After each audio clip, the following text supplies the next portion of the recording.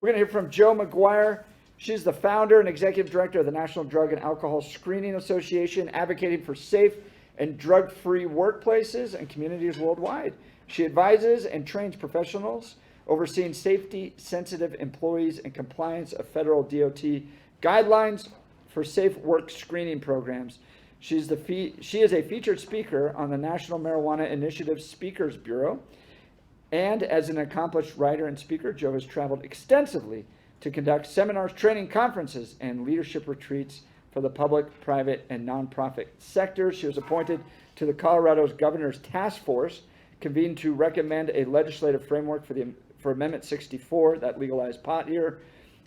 As part of the Taxation, Banking, and Civil Law Work Group, Jo lent her expertise in the form of recommendations for drug and alcohol testings in the workplace. She also participated in the first annual Latin American Congress on Safe and Drug Workplaces in Santiago, Chile. Did you get to travel down there? Well, that's nice. And represented the national drug and alcohol testing industry at the 2016 United Nations General Assembly to address world drug agreements. Jo works closely with national safety experts to educate state and federal policymakers on the importance of public health policies pertaining to workplace drug and alcohol testing. I think she's going to get into this, but basically what they're trying to do is get away from the idea that you can test anybody for drugs at workplaces. So I was actually down at the state capitol when they were kind of promoting this idea, and they've come up with all these like bizarre, weird things that, well, we'll test them on their ability to kind of like fill out these colored squares so they can drive a big rig truck while smoking pot the night before. It is so insane. Bottom line, they just want to keep people drugged and not have any consequences. So Jo's going to help us with this. Please welcome Jo McGuire. Thank you, Jo. Appreciate it. I have my phone so that I let you get to lunch on time because there's no clock. My watch is broken, so I'm being sensitive to your lunch needs. My name is Jo McGuire. Thank you so much to Jeff and the Centennial Institute for having me, and for Amy Stevens for making that call last Friday. I'm very pleased to be here and to have a chance to share with you. And so often I'm in an environment like this, and I know you're thinking, like when you read down the agenda, what does workplace have to do with anything? This is when I'm going to go get my cup of coffee or answer my emails. How many of you know someone who has a job? Oh my gosh. How many of you pass trucks on the road on the way here? Oh, that's all of us. If you're not raising your hand, you're not being honest. All right. How many of you know someone who goes to work every day and you would really like for them to come home at the end of the day safe and in the same condition that you sent them to work in that morning, right? A workplace applies to every single one of us. And you've heard today so many of the foundational things that I normally have to preface my presentation with, so I'm so glad that I don't have to do that. But I do want you to know, and I really kind of struggled with, should I put up this disclaimer today? But when it comes to how Colorado drug policies have impacted the workplace, what I would love to do, and what I used to do years ago when I was giving similar presentations to employers for how medical marijuana was impacting the workplace, I would go to the Colorado Department of Labor and I would look at how many accidents and injuries had occurred over the last 10 years and what specific drugs were listed as the most impactful, and I would put up all the numbers and all the data, and we would do a year-by-year comparison.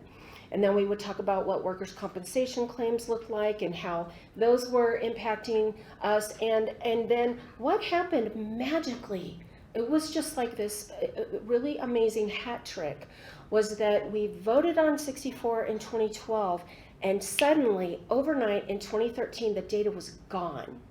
Past data was gone, and future data never came to fruition. And so I began to call the state and say, where's the data? Where's the information? Well, we're redoing our websites. And it will come back, but we're redoing everything. And so just give us, a little while. How long is a little while? Oh, like a year. Oh, a year. Okay. So I put it on my calendar. And 1 year later, I called back and said, where's the data? I want to see the data. I see your new website. I see all these other pieces of data about labor. Where is the drug and alcohol impact? Well, we're still working on it. So calling. And then friends from around the country that work in drug-free and community prevention initiatives and had relied on me to supply them the data, going, Joe, you're falling down on the job. Where's our data? Where's our information? So they started calling the state of Colorado too. Come to find out, we now consider that information to be discriminatory. The question is discriminatory to whom or what, because there were no names attached to that. There were no companies, there were no businesses. There was absolutely nothing in that data that said, John Doe on this date took pot and we're telling the world that he had an accident. There was nothing. What were we discriminating against?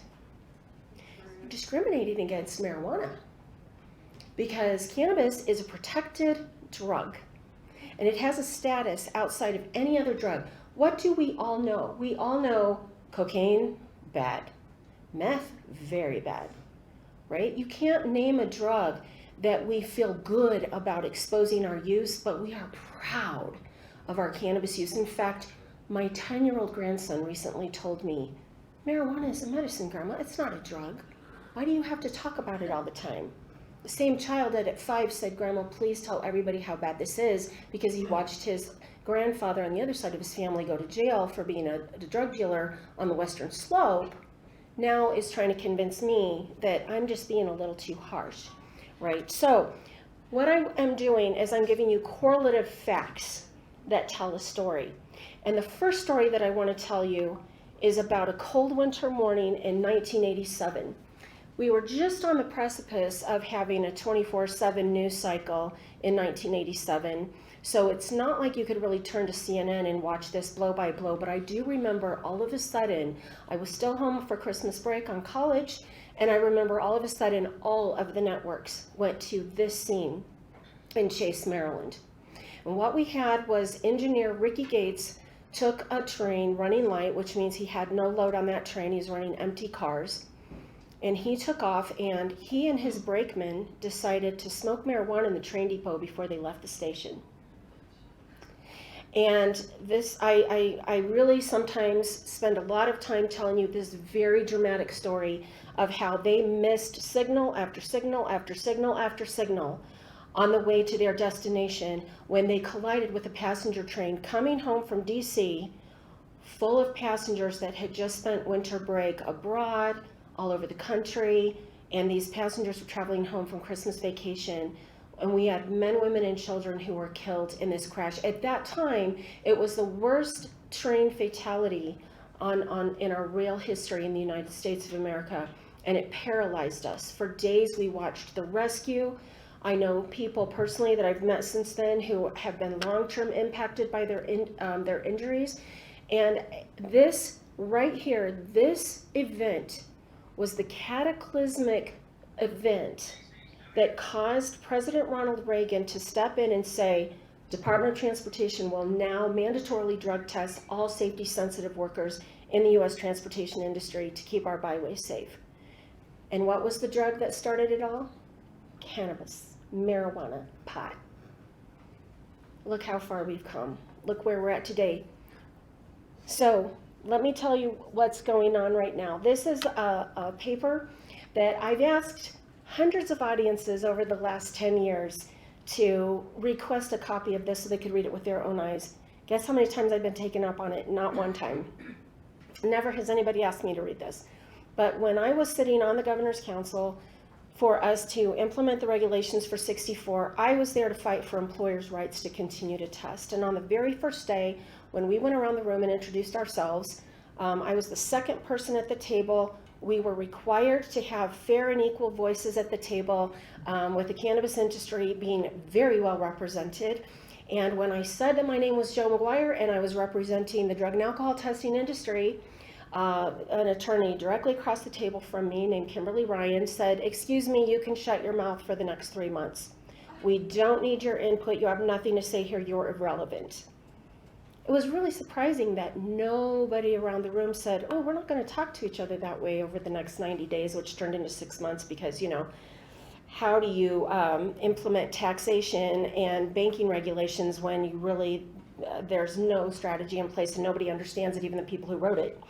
But that having been said, I was clearly told that the intent was we are going to run roughshod over employers' rights, and we're going to change laws in Colorado that protect employers. Now, initially, the work group said, no, we're not going to do that. We're going to respect what we promised the voters, and that's to protect workplace drug testing. And in debate after debate after debate, prior to Amendment 64, the cannabis industry actually said, no, we don't want to touch workplace. We want to leave that alone. That's a sacred cow. And then it was just a few weeks later when we were at the regulatory table, they said, well, I mean, we had to say that to get it passed, but we didn't really mean it.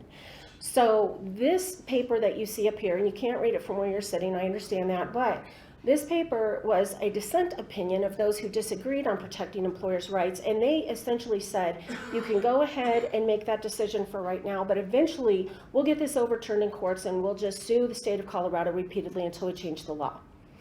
But what I have highlighted for you in the red is the portion where they said that the Department of Transportation Drug Testing Omnibus Act that I mentioned to you a moment ago should always be protected. We don't want to touch our transportation workers, but we just want everything else to be changed. So here we are 10 years later, and of course that strategy is already being put into play, but we're going to get to that in just a moment. I want to, when I talk about the impact of 64 in Colorado, one of the things I always love to show this slide, and I'm all about data and I'm all about current data. I want the most recent thing that I can get my hands on, which is usually a couple of years old. But this slide, as you can see, it goes back to 2014. What's the deal with that, Joe? Well, here's the thing that this slide tells a story. In the Quest Diagnostics Drug Test Index, in year one, after we opened our retail locations in Colorado, our employees suddenly tripled their positive drug tests in the state of Colorado and went almost 4 times greater than the national average. But in 2012, we had been right along with the national average like everybody else. So even though we said up front we're going to protect the workplace, we're going to protect employers' rights, nothing's going to change in the workplace, what did the employees hear right out of the gate? Woohoo, party time, right? That's what they heard. And also, when we take a step back and we look at workplace and how employers are supposed to combat this, one of the problems that we have is that there are not employers out there who went into business wanting to make the widget or create the beautiful thing that is their life passion and the reason they started a business that decided they would also become a drug expert. That's not what they were meant to do, want to do, need to do. And so all of these things happen and these policies change in the state and they're confused and overwhelmed, and basically they want to become a turtle, tuck their heads in and just say, I don't want to deal with this, I just want to keep making my widgets. Meanwhile, employees are having a party. So we've seen a lot of this happen and a lot of overwhelmed employers who are trying to understand what do we do and where do we go from here. This is another piece in our story, and it's a big piece. In February of 2017, the National Organization to Reform Marijuana Laws, NORML, put out a national press release and said, we are now forming a workplace drug policy coalition, and we are going to set policy on workplace drug testing around the nation. That's NORML, you guys. That's NORML, Drug Policy Alliance, Marijuana Policy Project. These are the people who brought us the marijuana laws, have shoved it down our throats for the last 20 or 30 years, and now they are going to be the experts in workplace drug policy. And the first thing they did in their announcement right out of the gate was say, we're going to target Washington, California, Oregon, and Colorado to eliminate drug testing for marijuana because it's just not fair. So they let us know right off the bat where they were going with this. And was this a big shock? Absolutely not, because it really has been their goal over the years to eliminate workplace drug testing, and they have spent decades putting out research papers based on, whoever got paid to write the research, stating how damaging and destructive and discriminatory workplace drug testing is. And these are coming from internal participants in their organizations. These aren't coming from successful workplace drug testing programs or any data that is reliable, but it's a smear campaign. So while we haven't been looking and we haven't been paying attention and we've been focusing on other things, They've been quietly just flooding the market with negative ads, negative campaigns, negative talking points, so that now when you Google this issue, there are hundreds and hundreds and hundreds of articles that tell you what a horrible idea this is. In fact, one of the things that really stunned me was to look back and see that in the early 2000s, the Drug Policy Alliance set up a symposium with the National Education Association to explain to teachers, and they got tens of thousands of teachers in a huge convention hall to explain how drug testing is harmful to students.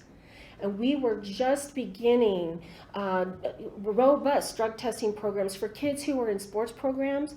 So, you know, it's not just your average students in school, it's kids that are participating in extracurriculars, volunteering program. Let's do drug-free pledges. Let's make sure our role models in schools are the kids who say, I'm going to be drug-free and I'm going to go in for the drug testing and I'm going to help support drug-free schools. Well, they completely eroded that and said this is damaging and harmful to our children. So over and over and over again, it's just been you see that word discriminate, you see the ACLU gets involved, and so you see these problems. And here we come to a day when Amazon says we are no longer going to drug test because it's absolutely discriminatory. The statement by their CEO, it just makes drug testing sound like it is, you know, the worst thing in the world. And interestingly enough, 1 year later, Amazon is being investigated because they're discouraging employees from reporting the highest workplace injuries in the history of their organization. And they're like #1 in workplace accidents and injuries in their field of manufacturing. And yet we're not talking about it, and we're definitely not relating it to marijuana or our lack of drug testing at all. In fact, I will tell you that at my annual conference for my industry association in May, a very secret delegation from Amazon who oversees their safety sensitive employees who drive the big trucks, not the little trucks, not the vans that are coming to your house, they came and they sat in on my lecture on the impact of cannabis. I had 3 of them sitting in the back room crying, saying we had no idea. Oh my gosh, one of them needed a hug. She was so upset. The other thing was they came anonymously, wouldn't wear name tags, and told us we couldn't tell anybody we were there. Sorry, this is on video.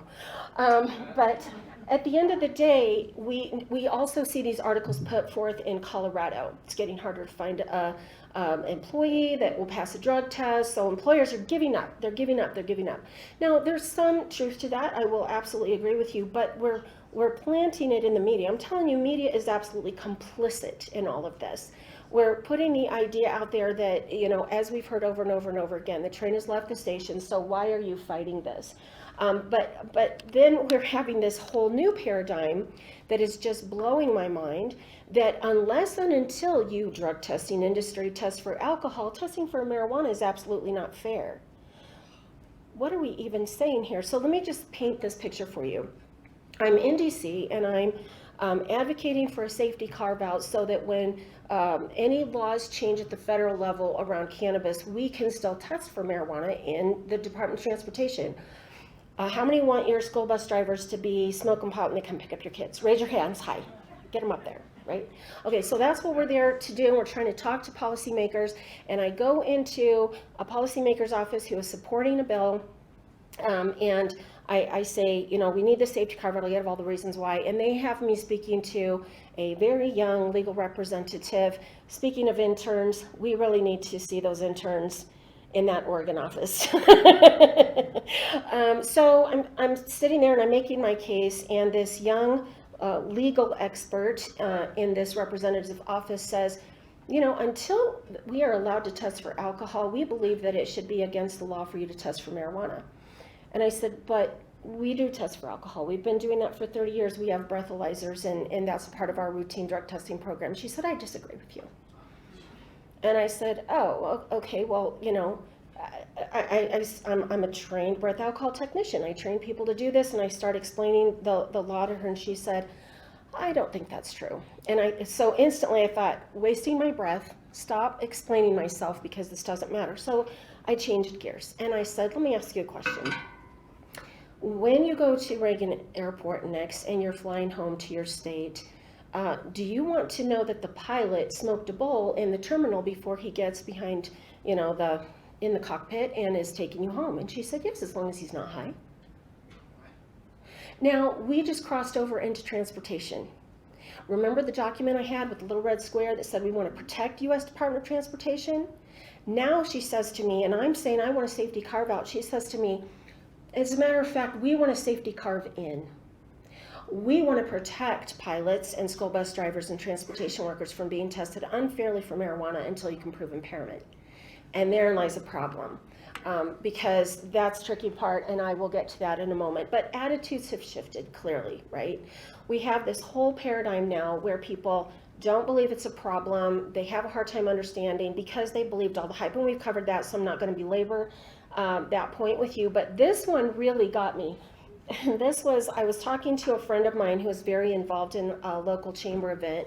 I live in Colorado Springs, and he was in a neighboring community, and he said, we actually had at our local chamber some attorneys that said, if you're going to get together and socialize, we'd rather if you served marijuana edibles, because we can't get people off on DUIs if they have a wine event, but we can get them off if they drive under the influence of marijuana. Not a problem. So this isn't just a blue collar problem, thinking of your food service industry, hospitality, construction workers, and the like. We're talking about, I met with a headhunter 2 years ago to talk to him, high-level, high-profile headhunter in Metro Denver. And I said, I really would like to partner with you on what you're doing with hiring practices and how we can get these messages out to employers. And he said, there's absolutely no point. He said, I completely agree with you, I'm on your page. But he said, I cannot find a high-level professional that isn't indulging and proud of it and, open about it. So, we have this completely different whole scenario going on. And I know you've seen the contemporary products, but one thing that I really want you to notice is the Cannabumps. That we got a press release 2 weeks ago about Cannabumps, and the cannabis industry came out and said, okay, we've gone a little too far here. We've got snortable marijuana that comes with a spoon. All right. Now, what are we doing? I'm still talking to employers who think it's a joint, like Luke said. I mean, I completely agree with Luke. I am so tired of going to thousands and thousands of presentations, and I can't get off of square one because I'm still explaining that it's not a joint. And yet here we've got snortable product. By the way, the FDA released a cease and desist to a company in Colorado that was selling injectables to their customers overseas. And this is insane. This is not just about a little weed, clearly, but when we have products like this and the distillates, which we haven't really heard about today, which are pure, what we have is this stuff shows up in the workplace and people don't know what they're looking at. And they don't understand the signs and symptoms. And you also have this, as I said, the media bias. Whenever you do have a psychotic break or a workplace violence incident or a school shooting or a supermarket shooting, we're not reporting the toxicology. But those who are researching it, like Dr. Ken Finn in Colorado Springs, says clearly toxicology shows cannabis present in every one of these incidents. So, we have this huge challenge where employers don't understand these issues. One of the trends we have in the workplace, of course, is the vaping. This is a group of slides that I often show to employers to say, how do you know what's in that vape pen of your employee? How do you know what those cartridges are? Are they nicotine or are they cannabis? What about the flavor drops that you use to sweeten them up and make them taste good? Well, if you can't tell what you're looking at when the employee is using it, then you have a problem and we have to look at your policies, right? So that's the kind of education that we do. But let me briefly talk about where this drug-friendly culture is getting us, because this has become the issue. Are these policies working or are they not working, and where are we going?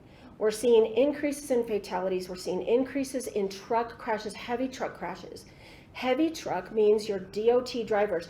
And let me tell you something. Department of Transportation has been very clear. Zero tolerance. Truck drivers are not supposed to be able to get a job, get in their truck, have a career if they have positive drug tests. But I'll tell you something, we're seeing problems. In Denver, we had a survey in 2018 in Westward where we said, how many of you have gone to work high, lately and proudly? We have these numbers of people that are like, yeah, so what, whatever. We think it's funny, haha, wink, wink. We're seeing drug use increase among adults, teens, and adults in the U.S. You always hear, you know, well, the numbers are actually going down. I would say if you see numbers double from 2002 to current, we have a serious problem. In fact, I wasn't planning on mentioning this, but we had a delegation out here in Denver about 10 years ago, halfway through to where we are now, and they wanted to come out. It's a drug prevention program, and they wanted to see what we're doing to combat teen drug use in our schools. And I was scheduled to meet them at the end of a day where they spent in the Denver kind of Jeffco region visiting schools. And I remember being at the place where we were having dinner, and they all came walking in, and they just had these looks on their faces of kind of shock or dazed and confused, kind of the way I looked after I talked to the gal in Washington, D.C. Just, you know, and so we sat down and we're like, what's, you know, how was your day? What happened? How, you know, and they said, we are so concerned. They said, we came over here because we want to do better at our drug prevention problem because we have 3% of drug use in our high schools. And we went to a school today and the principal was bragging that they only have 20% use. What's going on here? You know, they thought they were going to get answers from us, and they came away being terrified that we think this is good. You know, we're doing a good job around here. So we need to understand what this looks like. We need to understand that the majority of illicit drug users are full-time workers. They're in the workplace. And I hear all the time as states change their laws, well, we're going to protect safety-sensitive workers. And then they try to define them, like recently New York, New Jersey, Washington, D.C. We're going to define what safety-sensitive is. And then it's like, you know, 4 jobs. Trying to tell employers who actually could get hurt at work and who could not. So I say to employers all the time, well, who is it in your workplace that you can afford to be completely stoned, out of their mind, falling out of their chair, incoherent, not able to deal with the public or their coworkers? What position is that? But guess what? Normal, the think tank for workplace drug testing, says there should be position descriptions that should be able to be under the influence at work. Why not? I mean, that's the world that we're living in right now. Again, I'm getting that glazed look on my face. But Quest Diagnostics Drug Test Index, which is one of the leading laboratories in the United States, for over 30 years they've tracked data on drug test positivity in the United States. They have received wonderful funding to do this and have dedicated staff, and this is the best data that we've got in the US. And I will also tell you, I get frequently, well, where is the data from the other labs? Well, they don't have a program to present this data in the way that Quest has, and their leader, Dr. Barry Sample, who just recently retired, and I'm so sad, but he's taken this on, and the data is millions and millions and millions of drug tests.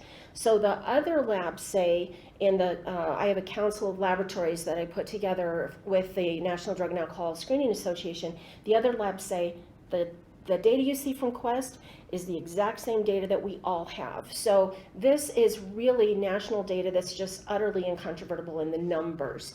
Drug test positivity is the highest we've seen. It's just absolutely shocking. But the thing that's crazy about it is it was going down and down and down and down until what year? Can anybody guess? Yeah, it was 2013. Wow. And then in 2013, guess what? It wasn't just cannabis that started going up, it was all illicit drugs. All of them.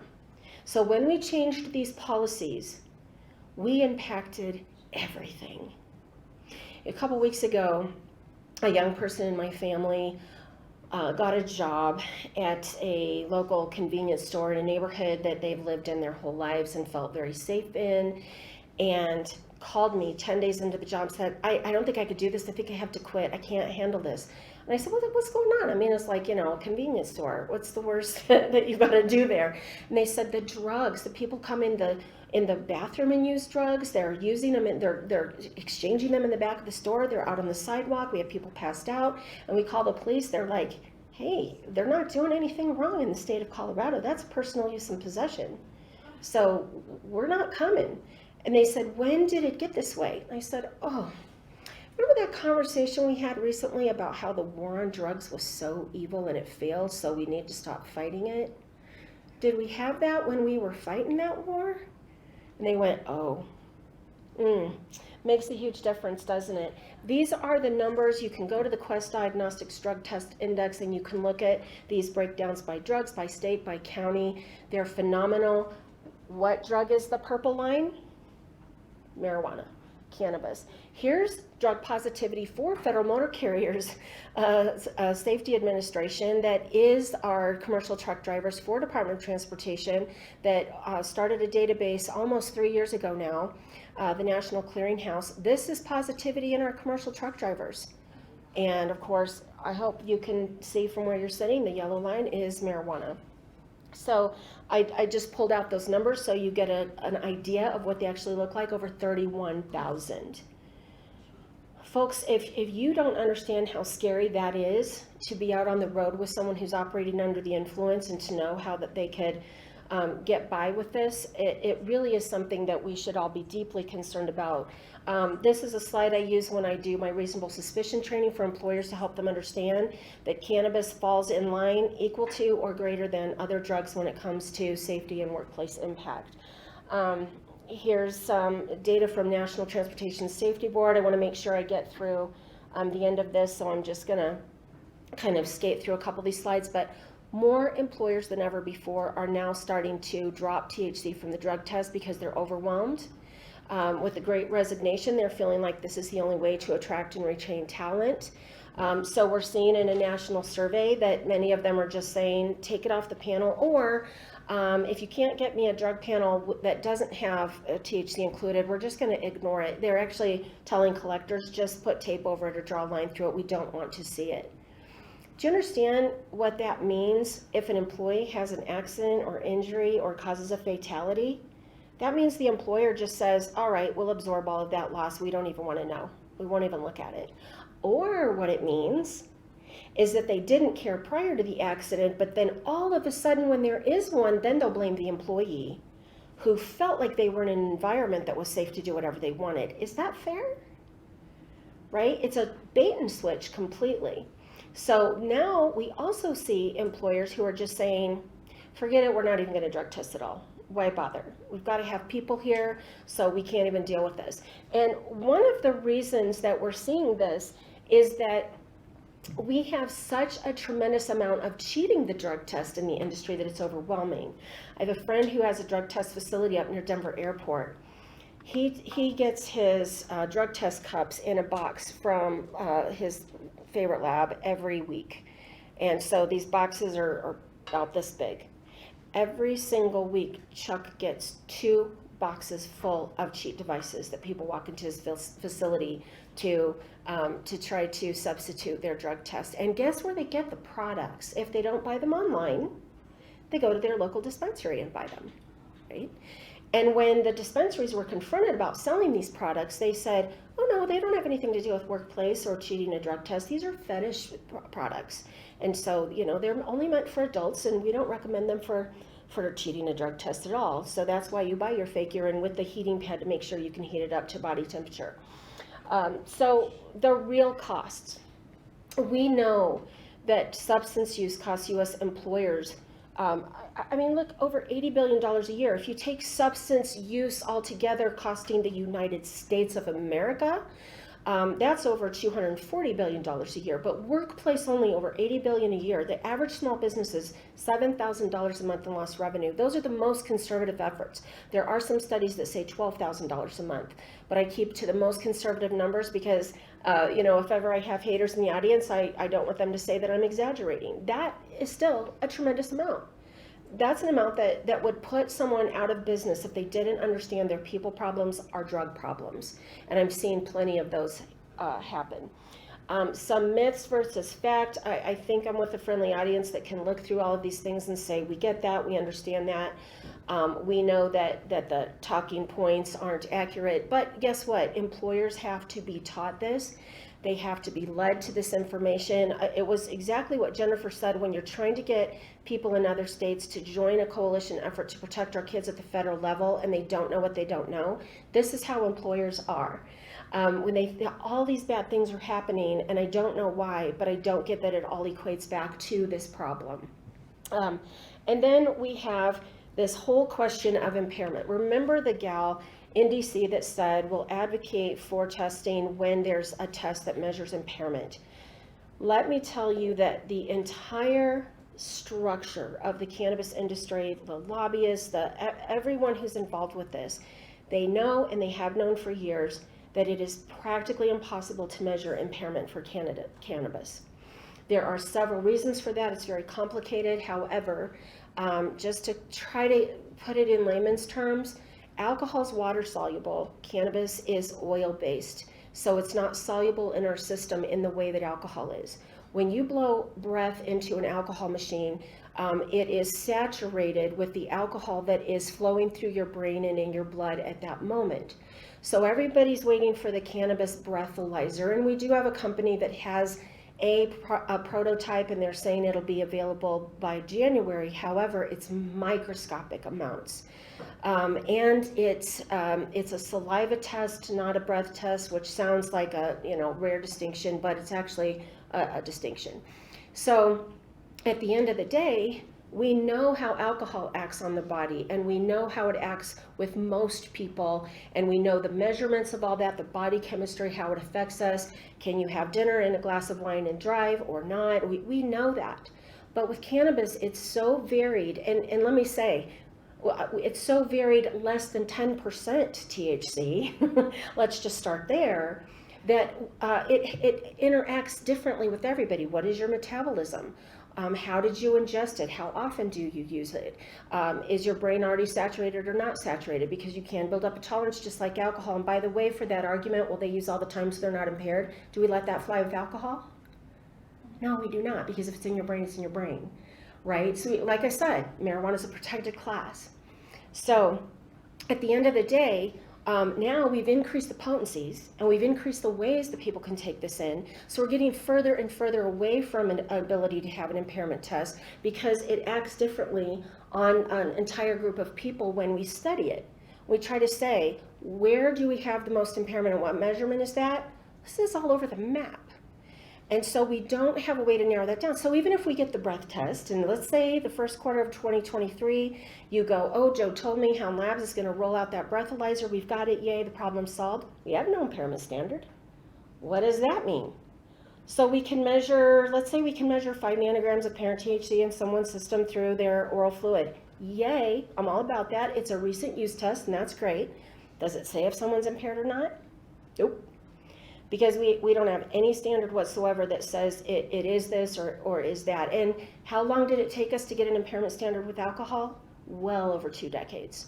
We haven't even started with cannabis yet. And unless you think of what we have for driving in Colorado as the standard, it's a made up number that came out of nowhere, and it was not based on any science. And I was in the room when that happened. So employers have to understand, one of our messages is employers have to understand their liability that they take on when they relinquish their safety programs. We try to teach them this is about safety first, and that there should be zero tolerance. I did a presentation yesterday for a major utility company in a part of our country that if you heard, your head would explode. And I said, you guys, I really am very concerned about you considering dropping your pre-employment drug test program. And they said, yeah, but here's our issue. If someone smokes at home, we can't punish them for what they do at home. So we really can't help it if they come to work under the influence because they used it at home, not in the workplace. And we can only punish them for what they do in the workplace. And I said, okay, so if they drink a fifth of vodka for breakfast and come to work under the influence, is that okay? And they went, no. Okay, how is this different? What was the answer? Because it's cannabis. So these are the kind of things that we're trying to help them. We're also trying to help them understand what credible source material is. When the leader of Amazon stands up and says we're not going to drug test because it's discriminatory, because that's what Drug Policy Alliance, Marijuana Policy Project, and NORML has told her, I want you to understand that the data says that if you drug test, you actually give greater advantage to minorities. When you say we're not going to drug test because it's discriminatory to minorities, what are you actually saying? You're saying, oh, that's a population that we know uses drugs, therefore we're not going to test them because we won't let them work. You're assuming. But the reality of it is that's not true. So what's actually the discriminatory process there? assuming or not assuming, right? So these are the kinds of things that we're up against. I want to say drug test programs work. Workers that are in a program are 50% less likely to use drugs. We've seen it in several programs across the U.S. They do have proven success. And then I want to finally, at the very end here, go back to, we're going to hear over and over and over again, the train has left the station, now we're looking at psychedelics, add that to the workplace, this is just getting better and better. We already have a worker shortage, the challenges are astronomical. But when we believe the train has left the station, I want to ask you, who's driving that train? Thank you.